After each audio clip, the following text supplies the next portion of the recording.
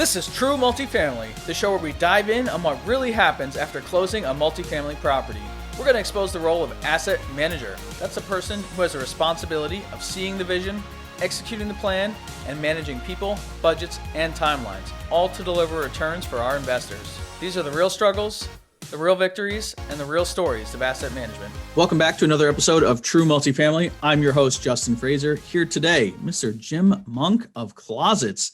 Jim, I believe it or not, closets. I'm really excited to talk about closets today. I cannot wait. Awesome. I'm excited to share it. Thank you for having me on. Yeah, thanks for coming on. When I was doing some research on your site, I'm like, man, closets. This guy is really into closets, and your website tells a beautiful story as far as improving income on a property, which is what we all want to do. But before we get into the whole closets business, tell us a bit about you and your investment experience and how you got to be where you are today. Absolutely. So serial entrepreneur. So that's the case with most of us. Started in financial services, grew a couple of companies, had exits on those companies, and found myself like many when you're out there going, okay, how can I diversify my portfolio? What can I do? And naturally, real estate came up as one of those areas. So started investing in commercial and really by accident landed into the apartment aspect of things, multifamily. And, just like most of your audience, it was, hey, it's recession proof, it's got strong numbers. And this is 20 years ago. So it's only heated up since then, Justin, and built it over time to a large portfolio set. I'm passive, so I'm not involved in the day-to-days or anything of that nature. But it kind of led me to the place I think a lot of us get to, which is you're either acquiring properties or you're doing multiple renovations to those properties, or they're in their second or third generation or iteration of doing the flooring, the hard surfaces, the paints, and all that. And it ultimately led me to a simple question, which is how can we move the needle more and get a rent bump, a rent increase? And start the conversation off with a friend. And it led us to where we're at today with closets. Wow. So I have been in this space for a few years, and as we talked about before the show, over 1,000 units, and closets has never been something that I've walked into and said, man, I bet you I can get a rent bump for doing something in this closet. And it's sort of a empty space that I honestly have not really thought about much. So tell me why closets, and what are we doing there that makes a difference? So very much the case. When I would walk into an apartment, either through acquisition or just their own portfolio, I really didn't think about it, but we had done all the hard surfaces. Like I said, we'd done the flooring, we'd done the quartz or granite, and had done all the, the paint and the fixtures.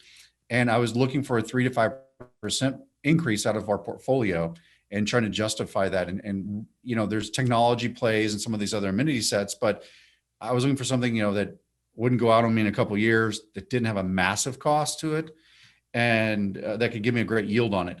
And so I asked a friend of mine, Steven, who had been worked for one of the largest multifamily renovation companies in the country.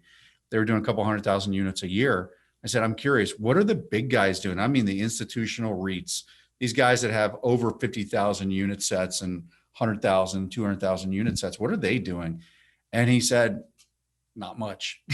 You're doing it. And I said, that's not the answer I want to hear. And so what I said was a simple question kind of turned into this whole theory of what area of the apartment is not being touched, or in all the time you've been doing this, what area of the apartment's not being touched? And he thought about it for a little bit. He said, well, the closet. And I said, why? And he goes, there's no money in it. It's utilitarian. It hasn't changed in 50 years. I've been in the business for 30 years. He goes, it hadn't changed. And I said, why? Because I have a nice home with a nice closet in it. I hadn't rented in a long time. And the next thing I did was I went and rushed over to my younger brother's apartment, looked at it, I said, this is not quite how I said. I said, this is kind of the same crap I've dealt with when I was in college 20 something years ago. Yeah. It's either wire or it's an MDF or rod in a shelf. And I said, look, there are Kardashians out there showing their closets. There's all these HGTV shows. There's all this organizational stuff going on. I know it's important to people in homes, but why not renters? Because residents, a lot of them rent and it is their home. My mother's a good example of it. She will not own a home, but she will absolutely rent in a community set. And as a resident, she's looking at, what's the space in there? She's got a lifetime supply of stuff. And the millennials, like my brother, are looking for resort type amenities. They want to feel good. And this is all pre-COVID. That's only accelerated with us, kind of the post situation here because people sheltering in place, working from home. But the theory was we can get a rent increase out of this if we do certain things. And so for us, it's an untapped area. It's a differentiator. So here's some of the things I looked at. Differentiator on your inventory compared to your competition. 2, residents like it, meaning that they're going to go in there and notice that immediately. So one of the things I like to do, and I'll show a prop. This, Justin, doesn't increase rents. This is utilitarian. That's nice. For those listening, we're looking at some wire, the typical wire shelves that you might see in your closet. That's probably what most of my closets are in my house. And frankly, that would be pretty nice if they were in our tenants' closets as well. Sometimes we just get a rod in there, right? Right. It's utilitarian. It works well, but it doesn't give you an experience. And it's amazing how many of us sit down and we put a lot of thought and time and effort into, and particularly the audience that is looking at B and A class property sets. This is really big on. We've done it in C class, but typically where you're going to get the stronger ROIs. And we'll talk about the numbers here in a minute, but it's the B's and A's that are getting the real increases on this. But it because it's utilitarian and it's the standard, people aren't willing to pay for that. They just expect it. Correct. It's kind of like buying a car. It's got to have an engine in it, right? You expect it to have an engine in it typically, and so it's all about the feature sets then that you're adding into it. And so what we determined is that through our own research and then starting to sign up big groups. And so the company Clozits has been around roughly a little over 2 years, Justin. Where we started targeting was portfolio sets that had over 100,000 units. I mean, we went after the big guys. Wow. Our thought was they've got the money, they've got the vision, especially if they're looking at holding a long period of time as a value add. And I can tell you today, after 2 years, and this is going through COVID, we started really selling about 14 months ago. We're in 17 markets already. And it's because our client base said, look, it's working. And we want to go into our other portfolios. Now we're going into your smaller groups because why not? The big guys are pulling us into the market and creating volume for us. And now we're going into those smaller group sets where it's benefiting them as well. And so for your listeners, our average client nationwide in all the markets that we work, their rent increases is averaging between 3 to 5% with an average ROI return on it of up to 37. Our average is about 35, but 37% within a 3 to 4 year period. So very strong numbers. And I'd say our average rent increase, if you're talking about just dollar amounts across the board in various markets, we're looking at between $40 to $42 is what I would say the average is. $40 to $42 per month. Right. And for me as a passive investor, I immediately started looking at a couple different things. One is, what's it doing to my NOI, which is cranking it up. But more importantly, what is it doing to the asset value of the property set? And for your listeners and yourself, we have at least 3 case studies of large groups in multiple markets where we can show here's what it did to the NOI and here's what it did, especially with the multiples today. Here's what it's doing to the asset value of the property. And it's actually a little mind blowing, actually. Sometimes I'll look and go, are we really getting that much for the investment dollars in? And so we're typically at an 8 to 10x of the investment in. And so for our average closet nationwide, our average install, that this is material and installation, is somewhere around $750 to $850. Okay. That's full turnkey. And okay, so this I've got so many questions. If I could pause you here, absolutely. I want to get into the numbers, but let's first define, because not everyone is watching on YouTube and can see this beautiful closet that you're in, or at least your virtual backdrop. I can't tell if it's really. Actually, it's a real closet. Oh, so for those listening, Jim is doing this in his closet. He is practicing. This is one of our. our offices actually. So yeah, I love can it. go reach over here right now. All right. I was wondering, I was sitting here as you were talking, is that a real shirt back there? Or is it digital? It's very pristine. It's perfect. So what are we talking about I'm going to use my properties for an example. We have most of our properties, there's a closet in each bedroom, and it's what? Tell me, 10 feet wide, 3 or 4 feet deep. That's like a Correct. typical standard bedroom closet. I haven't measured it, but that's my guess, right? 10 feet. That's about right. Okay. You said a closet can be an experience. What are we doing to take that box and turning it into an experience for those who can't actually see what we're talking about here? So a couple different things. One of the things that we recognize, and we did it deliberately. There's a lot of intention behind the design. One is it's white. Now we do change colors when we're talking new construction. We can change a couple things, but white, because typically you're dealing with a light bulb or a strip in these closets. So they're dark and they're a little dingy sometimes. Let's be real about it. So we went with white to brighten it. And that was one of the very first things we got feedback on from our clients was, hey, it brightens it up. It makes it a little airy. So that's the very first thing. The second thing is that it allows the client to feel like they can organize themselves and have an experience. We all have the ritual. I say this was I would call it the emotional aspects of, we all have a ritual. Every day we're waking up, and probably like yourself or others that are listening, we walk into that area. And for some of us, it's very organized, very pristine. No one sees that. It's a sanctuary. But I'm picking out my attire for the day. It defines who I am and what I'm doing. If I want to sit in my pajamas all day long and do that, so be it. But I'm usually going there. I'm starting my day there. The second thing I'm doing is I'm ending my day there typically. Now, for those that are listening, the industry as a whole, that's great, but I get back to the numbers. But for the experience, a lot of times it's around the organization and the feel-good component. The other thing is that's our average closet set. So we can upgrade them. We built it to where they can be upgraded. And so I'll pull away real quick. We can retrofit in drawers. So now you're talking a piece of furniture that allows this to act as improved storage space. But because a lot of the floor plans are smaller, it's a challenge to bring a lot of furniture in. So now you're talking about creating it into a furniture piece where you can store your undergarments, different items. Plus, and I'll lift up, it creates about 53 to 54% storage. And the reason why I say that is because ours is a 3/4 inch plywood based product. It's rated to hold hundreds of pounds. This isn't a particle wood based product. And so you now can put the shelving up here on top becomes storage. And so we've actually increased the storage capacity for a lot of these closets that may be a single rod. Now we're doing double rods and so forth.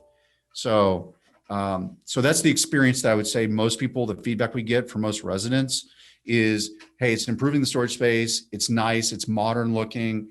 It makes me feel good. That's the experience we're always trying to look for.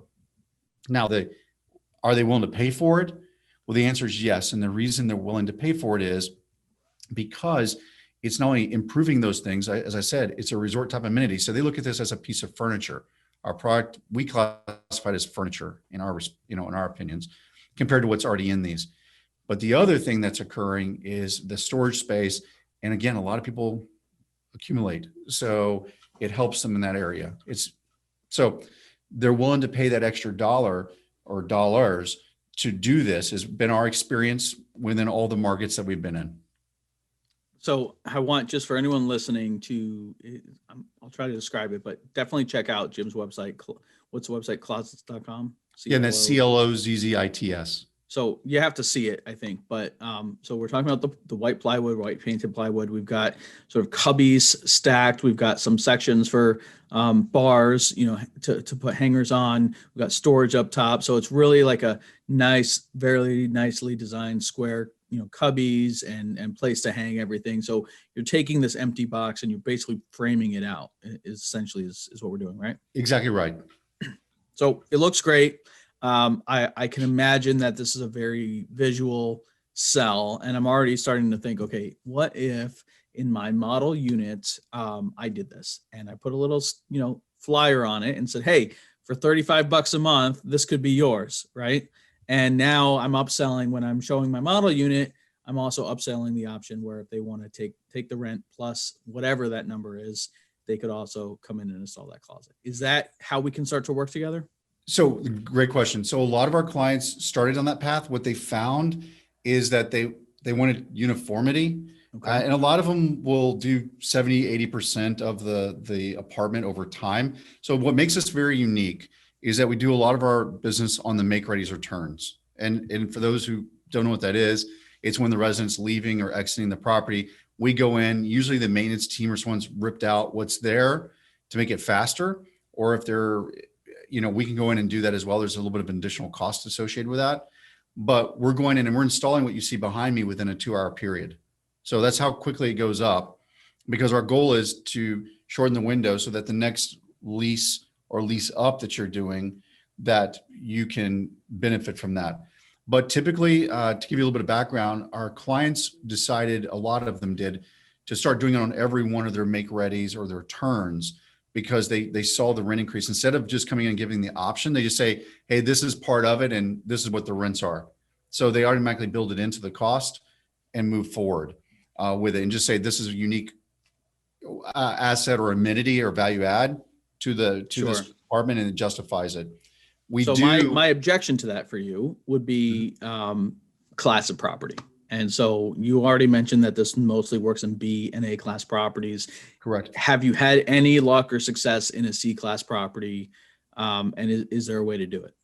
So yes, there is. For one thing, we can trim down the shoe towers and so forth and go somewhat simpler.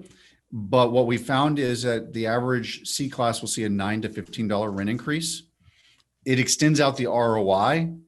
Obviously your ROI is going to be longer, but I would say that from everything we're hearing in the market today, Justin, a lot of the clients that used to maybe hold a property for 4 years, I'm hearing anything from 5 to 8 years now is the hold, because of yields and where the market is today on purchasing properties is just at a higher price point, and cap rates and so forth. And so I would say that if you're looking to hold for 5, 6 years, then it could work into that easily then.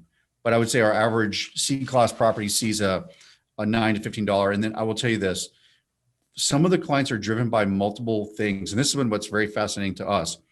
Some of them are driven because they just want uniqueness compared to their competition. That's one of the drivers in any of the classes.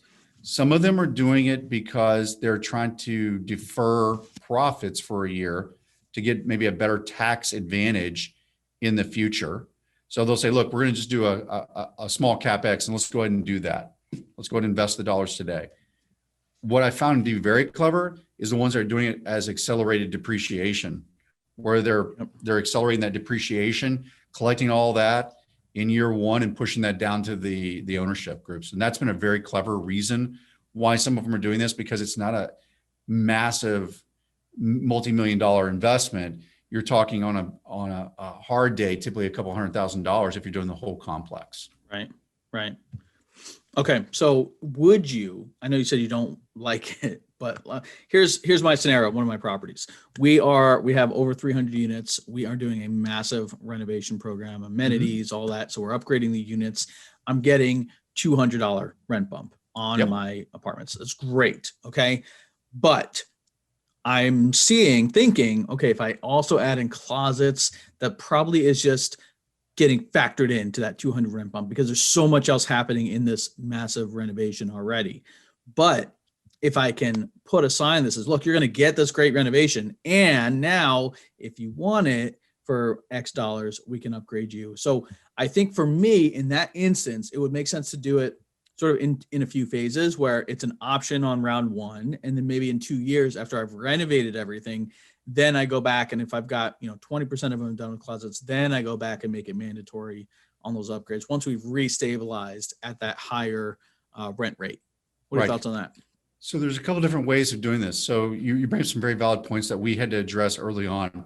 So one is, if we're not in a market, but we have clients that say we really want the product and we want to do it this way, one of the things we do is we can just ship the product with the designs, teaching the either maintenance or the GCs on how to do the installation. We actually have that quite often happening. So that's one way of doing to keep the costs low and scale, and especially in markets where we're not, like an example, we have one in South Dakota.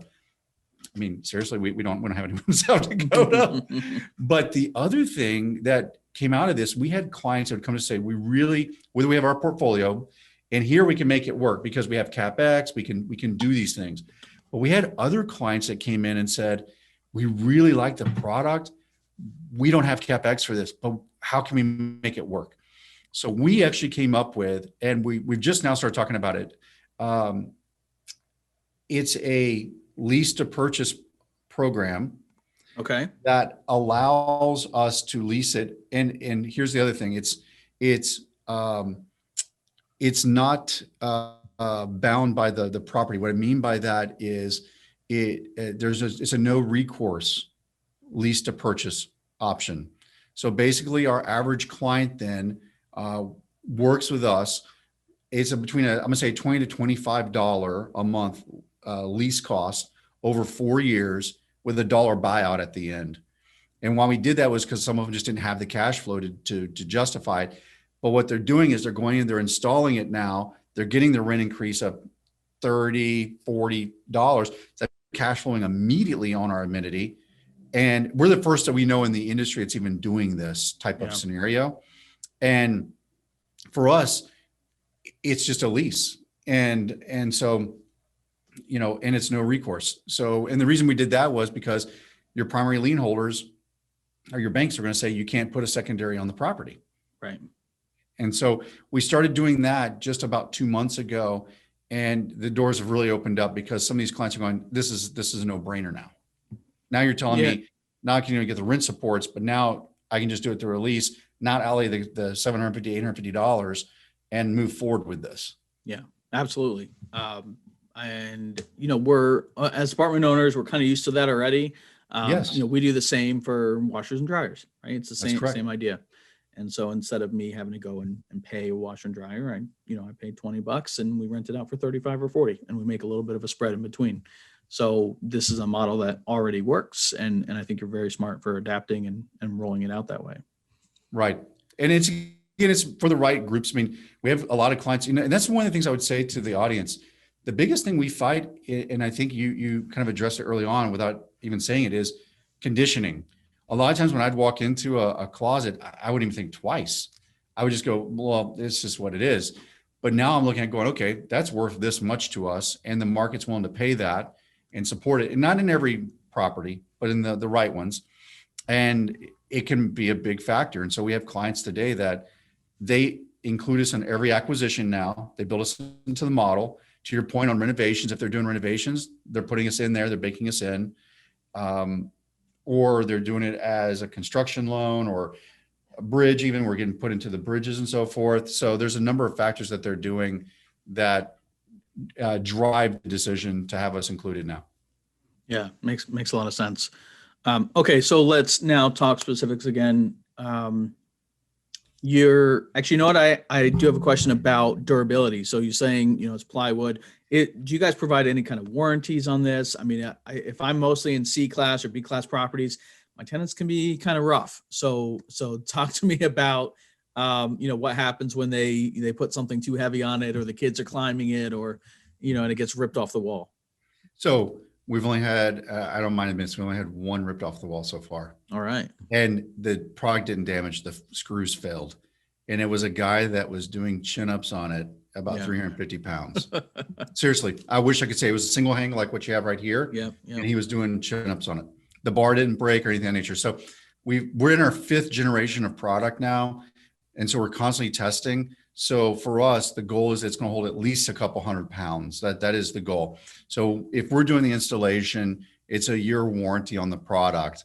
And it is a melamine finish. It's not painted, it's melamine. So it's scratch resistant. So the product, I'll grab a piece of it. This is a cross section. It's 3/4 inch plywood. It's birch. So it's not pine even. So we went with something that's a little stronger. And the reason we did that was because when we talked to maintenance crews in particular, they'd say the same thing, which is, this looks great. What's it going to look like in a year or two? So the goal is that this product is designed to last 10 to 15 years. That is the goal of it. It's been in the field for a couple of years now. And like I said, that is the only one that I'm aware of. And then we take feedback. So it's a cleated base system that's screwed directly into studs. If we have to anchor, we can anchor. We're going with 2.5 to 3.5 inch screw sets that are designed to hold that kind of weight. Excellent. Okay, very good. So you mentioned on average 750 to 800. Is that what you're thinking as far as my 10-foot or so closet? That's like a $750 to $800 type investment. Correct. And so what I can tell you is our system, it's called a system for a reason. Each one of these, actually, if you look across here, that's 4 different, what we call SKUs or boxes. And so we are designing these out internally. So what we do is we basically get the floor plans or the measurements, the perimeter measurements of a closet or closets, if they're wanting to do the secondary bedrooms or thirds. And what we do is then we design it out internally. And it's very much kind of a good, better, best. And so we say, look, here's what good looks like, what better and best looks like. So from a budgetary stance, as an example, best might have drawers in it. And it allows you to look at what's it going to cost me. Now, we do have calculators as well. And this is all because we're making the business case, right? So for us, we have a calculator that says, here's what the average investment is going to be for your apartment. And here's how many units you're wanting to do. So for an overall, here's your total investment. From that total investment, here's where your exit cap rate is, because a lot of our clients want to go, what's the exit cap rate? We say, what's your target? We put the target in and we look at what rent increases are. So $20, $25, $30. We put that all into the matrix and we can calculate and say, here's what the ROI is going to be. And here's what it, in theory, should do. If you meet these things, this is what it should do to the asset value of the property set. And so that's one of the things that we do internally. Actually, even on our website, we have a form where they can do that automatically and just put those assumptions in. And that's what you guys are doing as well, probably when you're doing your projections. And so we do that, but kind of going back to your point, we bring up the designs. We say, this is what it would be optimal. And this is what we can do based on real, tight budgets. And we lock in those designs. So we basically say, okay, we're agreeing to these design locks and these pricings. And then what we do is we roll into starting to do installations on a schedule on the make, raise, or turns or renovations. Do you have like a minimum number per month that you're shooting for? Or if you just have local crews, you kind of just come by when we have units available? Great question. So typically we're trying to consolidate as much as we can because we're only spending about 2 hours in a unit set. And depending on schedule, I would say the average client today is doing between 8 and 10 units a month. That's the average I've seen. When you look at, and we're in there 18 to 24 months in many cases. Right. We do have clients that will say, look, we're doing blocks of 20 and they're doing that, or a different model. Some are doing occupied now. So we can do occupied.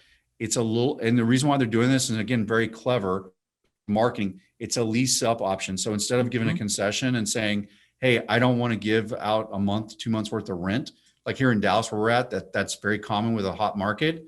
They're saying, hey, we're gonna upgrade your closet system for you, add a 3% increase on your rents, and they're baking it in basically is what they're doing. And it's a very clever way to improve the asset without letting those dollars just flow out.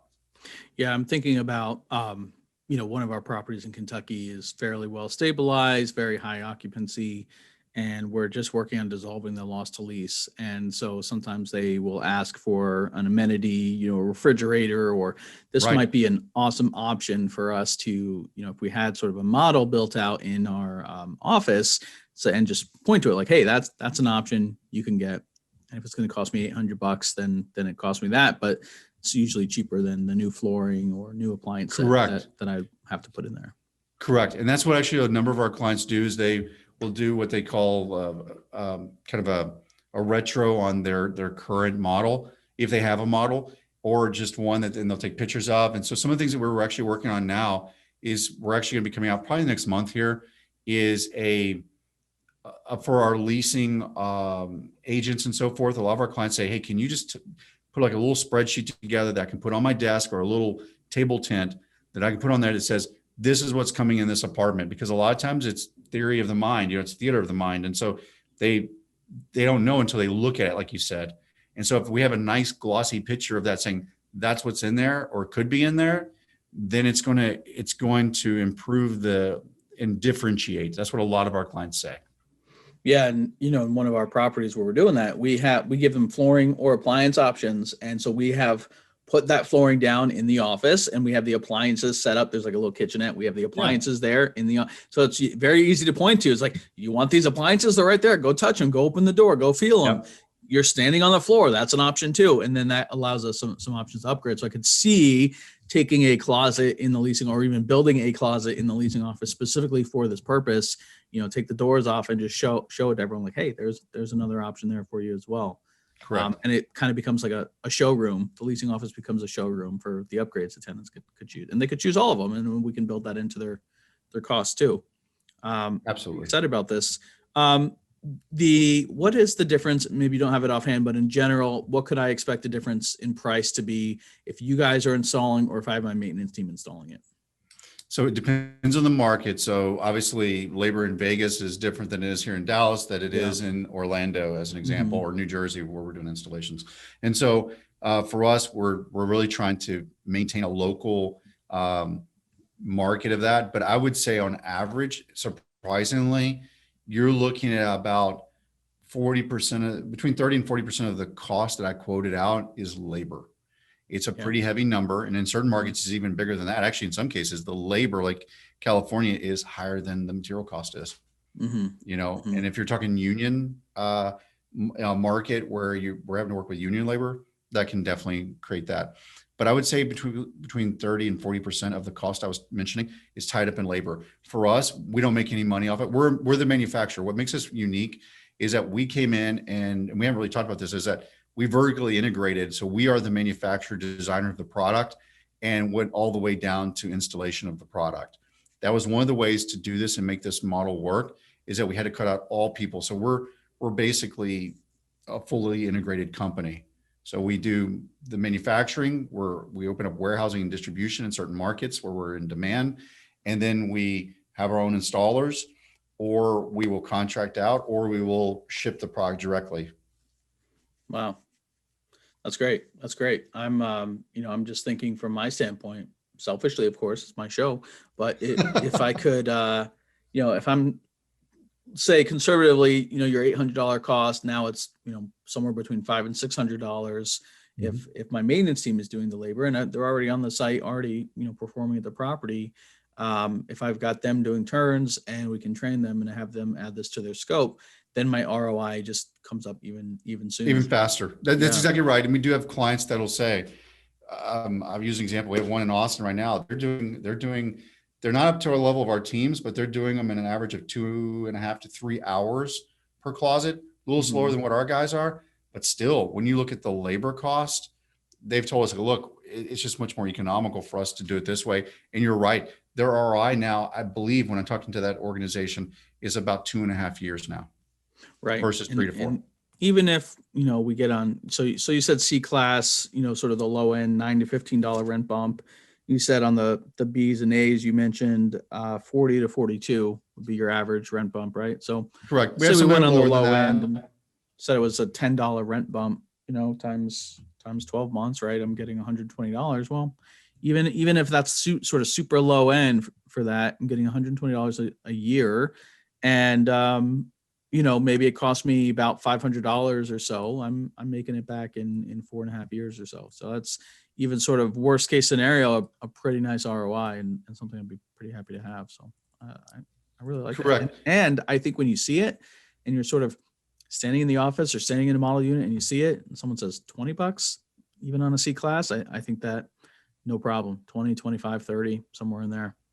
Right. And I think it depends on the market set. Now, I'll tell you that the markets where we've seen that rent increase of 9 to 15, Oklahoma City, and in this case, like South Dallas. So it's not the most ideal place, I would say, but like Oklahoma City, very, blue collar, and that's what it can do. I think in certain markets, you can definitely see that, because we have clients right now, like in Phoenix or California, that will say, well, we're able to get $100 rent bump. And it's all in perspective, right? It's all about what those markets are and so forth. And so, or New Jersey, even where we're doing work now for Sterling Properties. I don't know if you're familiar with who they are. No. Big group. And I just live in New Jersey. I don't invest in New Jersey. so they're a REIT. they'll see higher rent increases than that. But as an average, that's what we like to speak to and talk to, because it's realistic in our opinion. Got it. Wow. This is, I never really thought I would sit down and do 30 minutes on closets, but I'm loving it. Is there anything that we didn't cover that you think is worth mentioning about this whole process? Well, no, the one thing I would say is that you've got to look past it, because I will say this, when we talk about the story of us, there's been naysayers. There's people out there go, there's just no way. What's been very fascinating to me is when you install this, and there are clients that they'll go out and they'll do the installation. And one of the trade secrets they don't really talk a ton about, I think, is that you're going to be shopped by your competition at some point. They're going to walk it. They're going to see these things. And we get calls. Like, I couldn't believe, where companies will come and say, hey, we're just walking this property that you've done an installation on right down the road. Can you do that for us? And it just tells us that it's the next amenity set that's going to take off, we believe. Yeah. Is it a trend? I don't know. But what makes us unique is that we're really not going after the new construction market. We're going after the existing, because that's just such a large market pool. And frankly, it works. So yeah, that's the only thing I'd say to your listeners is think about it. Think about it when you're doing an acquisition, think about when you're doing a renovation, and be playing with some of those numbers and see if it makes sense. Well, personally, to the listeners, I do not have a business relationship here with Clozits yet. No. But I'm very intrigued and interested, and probably can think of two properties that are sort of on that C+, B- side that I'd like to roll this out, and one that's in a heavy value add that will become that sort of C+. And that's where I think it might make sense to offer it as an option, and I'd like to see kind of what the market says about it and test it out. But I'm definitely intrigued and going to follow up with you after this call, Jim. But Thank you, Justin. tell the audience where they can find out more about Clozits and how they can get in touch with you. Yeah, so they can reach out to us at clozzits.com, at CLOZZITS, and then against Clozits, or you can reach out to me personally, Monk, MONK, at clozzits.com, or you can definitely find us. We're very active on LinkedIn. So myself or any of our salespeople, they're more than welcome to reach out to any of them and at least give you information. We're very big on, let's give you information first before we even try to. We actually have clients that will say, you know what, we've done the work here. We know about this. We don't think we're a great amenity set for this right now. This property, you got to do some more TLC in certain areas. Yeah. So we're very open about that, because we want our clients to succeed. The last thing we want to do is be a failure to them, and to the residents. So yeah, that's what I can speak to you on. Excellent. Jim, last question before we go. I ask everybody, and I'll ask this to you because you've got a pretty significant portfolio as well yourself. So someone comes up to you, Jim, and says, hey, I heard about multifamily investing. I want to get in. I'm not a total newbie, but want to maybe grow my portfolio a little bit. What is your true multifamily tip for someone that's looking to grow their multifamily portfolio? So it's based on experience. So the first couple I went in blindly. I can speak to that. And they were disasters. I won't even get into all the details. But within 2 weeks, I found out we had a bigger issue on our plate. We're trying to figure out how to unwind it. So I always tell people, surround yourself with people that know what they're doing in multifamily, that they are involved. And one of the very first questions that I would ask today would be, talk to me about a problem case you had and how you dealt with it. Because you're going to run into it. You know this, Justin. I mean, we all run into these, and some of them can be very big problems, like finding out, oh, we got to replace the roof now that we didn't think we had to do, or just they go to extremes. There's some extremes out there, and that can happen very quickly. And so from my perspective, it's about make sure you're aligning yourself with good quality people. Question, verify. And the question I always ask now is, talk to me about a problem case and how you dealt with it, because that's really going to show you if they can handle it. And if you don't feel comfortable, walk away. Yeah, that great advice, great tip, and really important. And sometimes it's uncomfortable to ask that question, but it is. How someone responds, whether they sort of shut down or sort of open up and share everything with you, tells a lot about them. So I love that advice. Jim, thank you so much for coming on the show. Really appreciate it. Guys, check out our show notes, truemultifamily.show. If you missed any of Jim's links, his social website, everything will be up there, truemultifamily.show.